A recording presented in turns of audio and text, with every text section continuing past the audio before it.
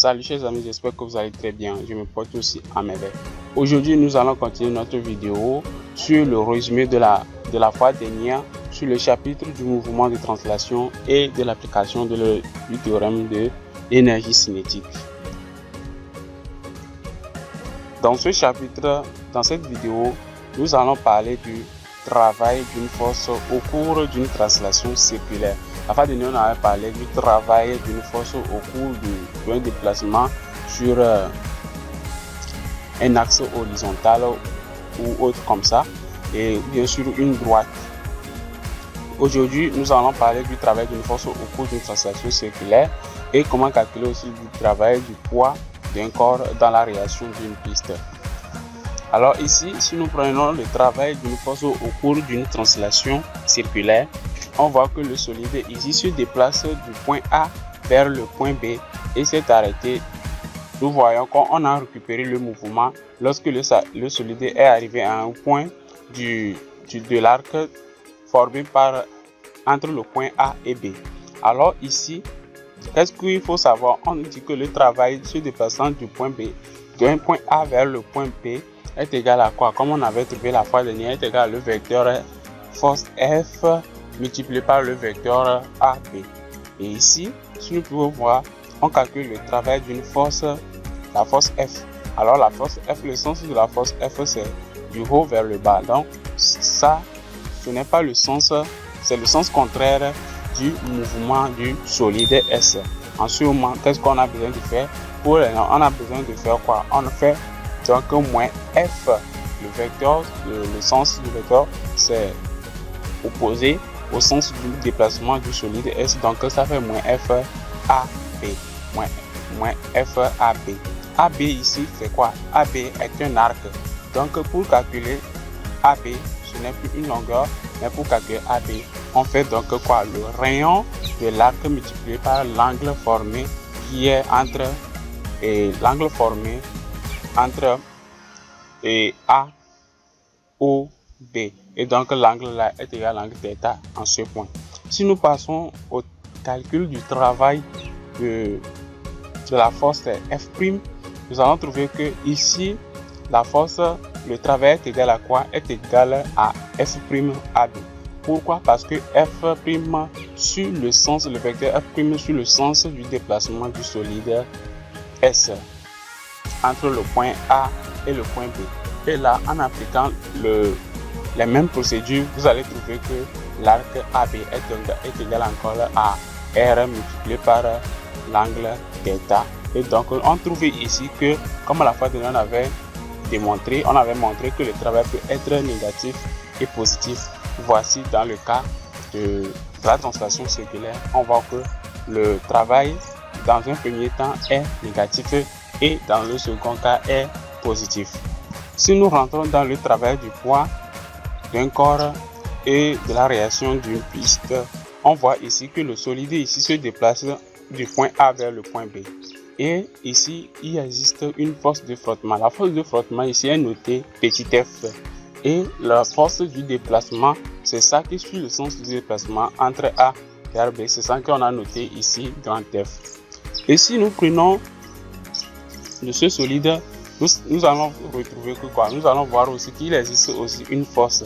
Il y a la force, une force ou bien le poids donc qui est P, qui est donc dirigé du centre de gravité du solide vers le bas et qui est donc perpendiculaire à l'axe AB. Et aussi la réaction normale de la piste qui est donc Rn.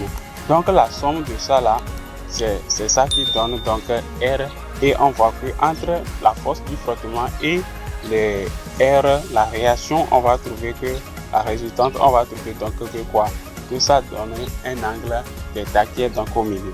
Alors en ce cas, on va vous demander, si on demande de faire l'inventaire des forces, c'est quoi cette force? Si nous prenons dans notre cas ici, le grand R est donc quoi? Est la réaction résultante de la piste sur le solide. Et donc le vecteur R est égal à quoi? Est égal au vecteur F, c'est-à-dire la force de frottement, plus Rn qui est la réaction normale de la piste. Et ici, en ce moment, on dit que petit f, c'est la force de frottement ou la radiation tangentielle. Donc, pour faire les inventaires, nous avons besoin de faire tout ça là. Tu choisis R, tu donnes ce tu dis par exemple, tu prends R, tu dis donc la R c'est la réaction résultante de la piste du solide, et sur le solide, et F, petit f bien sûr, c'est la force de frottement pour la réaction tangentielle, Rn c'est la réaction normale. Si nous revenons ici pour calculer donc le travail de R allant de A vers B, on va voir donc quoi, comme étant donné que R est égal à F, petit f plus Rn, donc ça veut dire que c'est le travail de la force du frottement passant, quittant le point A vers le point B, plus donc le travail donc de Rn quittant du point A vers le point B. Ici, on a dit que ça fait moins F multiplié par AB plus 0. Ici, on a dit plus 0 parce que quoi? Parce que Rn, le vecteur Rn est perpendiculaire à AB. Alors, en ce moment, comme on avait fait, si on fait Rn multiplié par AB fois cosinus, vous allez trouver que en ce moment, cosinus qui ici est égal à quoi? Est égal à 0.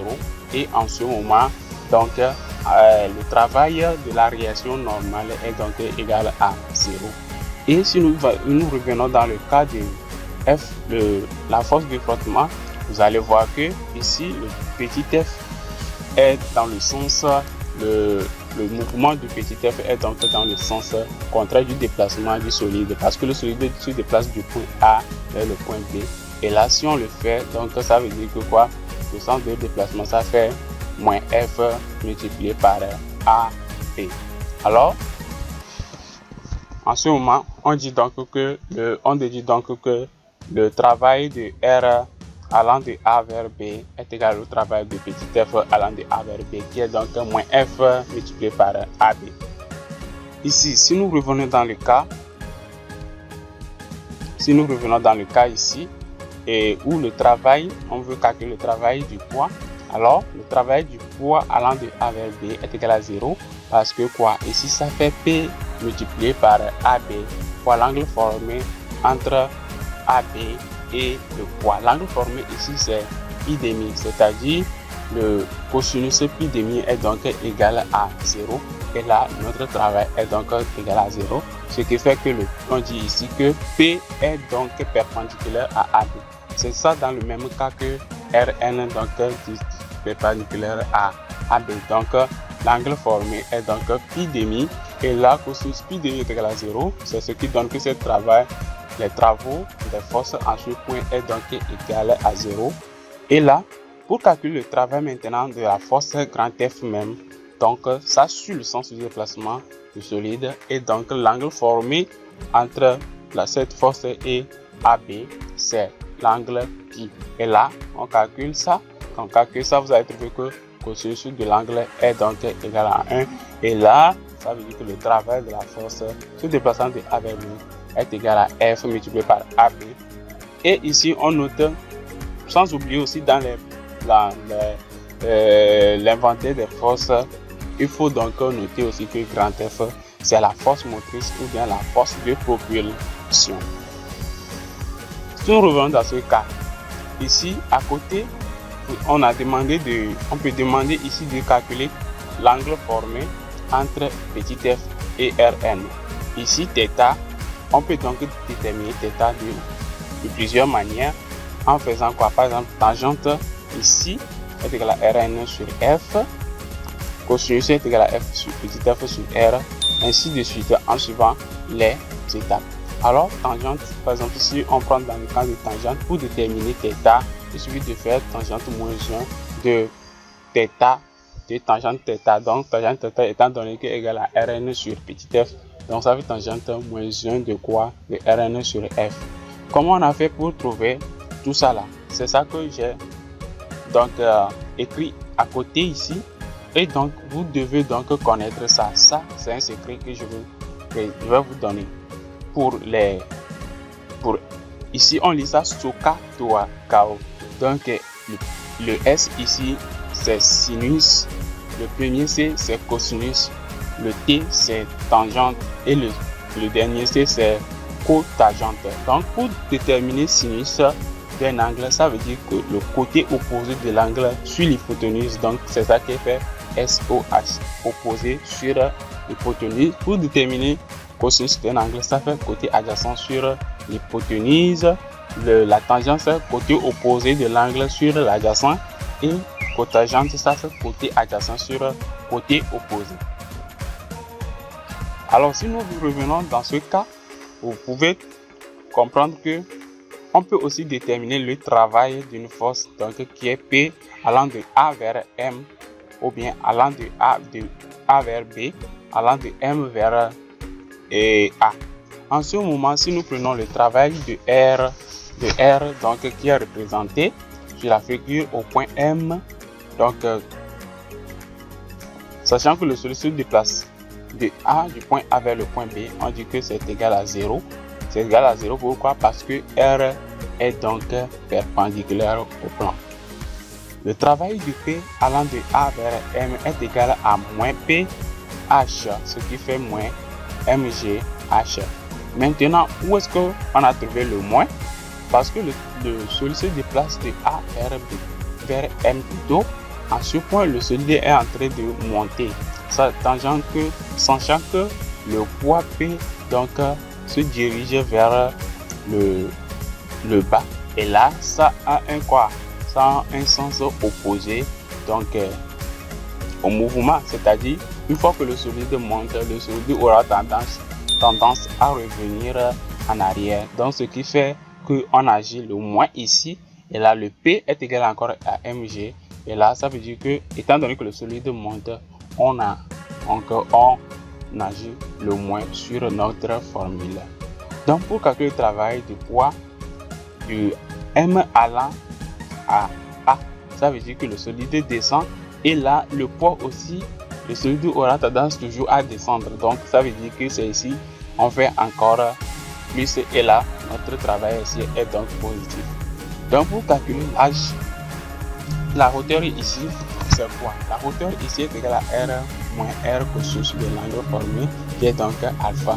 Comment on le détermine? Étant donné que le solide se déplace de A vers M, on va projeter du point M l'arrivée du solide, on projette orthogonalement sur là où le départ du solide, on projette orthogonalement. Si on projette orthogonalement le point M sur OA, on va trouver donc un petit H donc qui est noté ici AN. Et là, pour déterminer ça, on va donc faire quoi? Le point, ça veut dire qu'on calcule AN, et AN ici est égal à quoi? Est égal à OA moins donc ON.